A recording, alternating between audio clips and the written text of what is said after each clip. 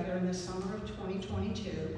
He finished his last class in June of that year, and so there'd be no conflict of interest of any kind. And unfortunately, his mom had passed that month as well.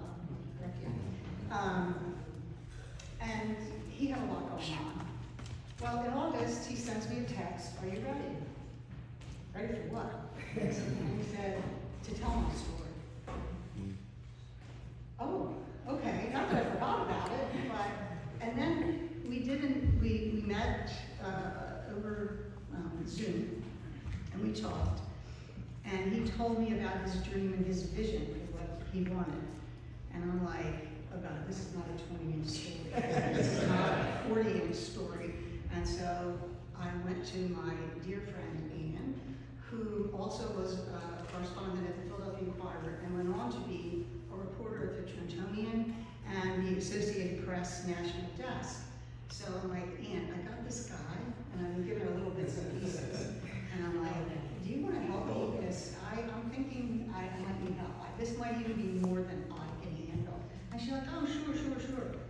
And then Anne will eventually tell you how she felt about that.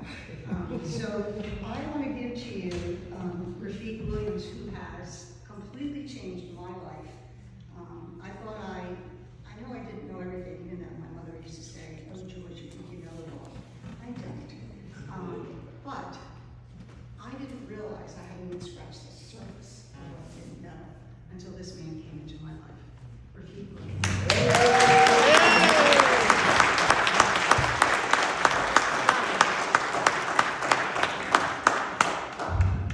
Thanks, Joyce. Before I get started, even on the book or even showing you a video clip, I see a few people in the audience that I really need to give a shout out, because although they didn't make the book, they did pour into my life in one way or another. This wonderful lady sitting between these two women right here, Miss Debbie Lee. She was my personal classroom assistant. And I remember she would say to me and another staff member at the time, she would say, y'all need to go to school. Y'all know way more than most of the people with the credentials, and y'all need to be running this place. And I remembered that, and I took that to heart. And then there's another person in the audience. He is in the book. He walked alongside me, 14 years old, in that champagne colored Lexus. We've had many long nights together, cold nights together, rough nights together. That's my brother right there, Tariq. Stand up, man.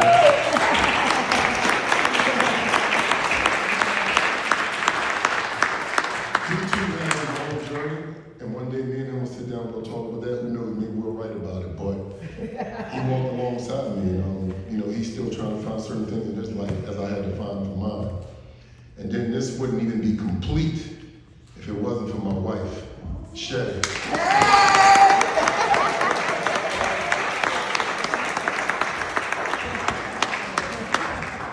So, most people get to do some things maybe once in their life, sometimes twice. I got another guy in here, he probably don't know I'm about to talk about him, but he's in the book. I'm going to read an excerpt from there. Him and I got a chance to sit in the same classroom together inside this very same building. We were in Intro to Drama. That was the name of the class. And I remember the professor saying, I think this is a mistake. They got your name down twice. And I said, yeah, nah, I know that guy back there. And that's my youngest son right there. Stand up, man.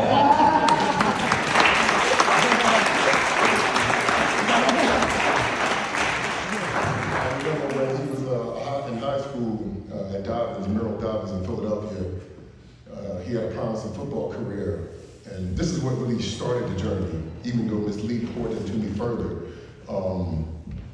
There was talks about him probably making a collegiate level for sports.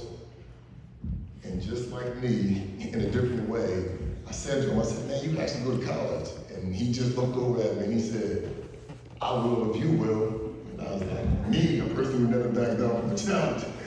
I'm like, all right. Came home a week later, I was sitting at the kitchen table with books from Community College in Philadelphia. And he was like, well, what's that? I said, my college books. He said, nah. I said, yeah. And he said, man, you should have waited for me. But I don't believe in waiting, because the life I lived, waiting could be dangerous. So I just always knew how to do. Before I give away too much of the book, I want to play this little clip. Some of you might have saw this yesterday. The three of us had the pleasure of doing an interview with Global Book Network. I'm going to play a little 5-minute excerpt for those who missed the interview yesterday. And then I'll get into some excerpts from the book, and then we'll have some Q&A, and my co-authors will ask some questions as well.